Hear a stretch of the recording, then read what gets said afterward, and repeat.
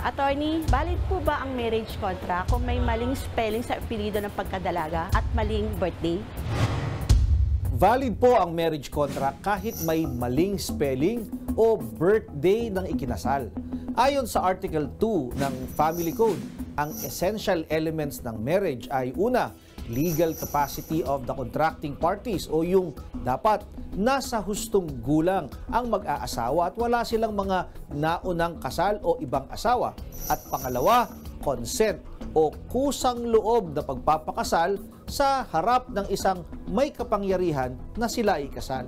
Anumang depekto sa spelling o iba pang error sa marriage contract ay pwedeng ipakorek sa civil registry ng lugar kung saan kayo ikinasal. Attorney, 15 years ago, bigla na lang nawala ang tatay ko. Makalipas ang 15 years, nag-asawa ulit ang nanay ko at nagkaroon ng sariling pamilya. Pero, bigla na lang nagpakita ang tatay ko at umuwi sa bahay namin. Naggalit ang tatay ko sa naabutan niya. So, sino po ngayon ang legal na asawa ng nanay ko? Pwede ba niyang kasuhan si mama? Ang unang asawa pa din ang legal na asawa dahil hindi pa napapawalang bisa ang unang kasal.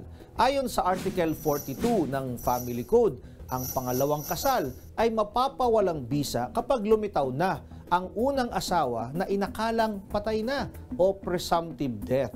Ayon sa Article 41 ng Family Code, maaaring ipadeklara na patay na o presumptive death ang isang asawa na hindi na makita at ito ay nawala sa isang pangyayaring may panganib o maaaring namatay na ito dahil sa nasabing insidente tulad ng pagbagsak ng eroplano o paglubog ng barko at siya ay sakay nito. Ito ay summary proceeding, mabilisan lamang at maaari nang magpakasal muli ang naiwang asawa matapos ang deklarasyon ng presumptive death. Subalit, kung muling lilitaw ang asawang inakalang patay na, mawawala ng bisa ang pangalawang kasal. Kung dumaan sa tamang proseso ang deklarasyon ng presumptive death, hindi pwedeng makakasuhan ang naiwang asawa na muling nagpakasal ulit dahil sa kanyang pag-aakala na patay na ang kanyang nawawalang asawa.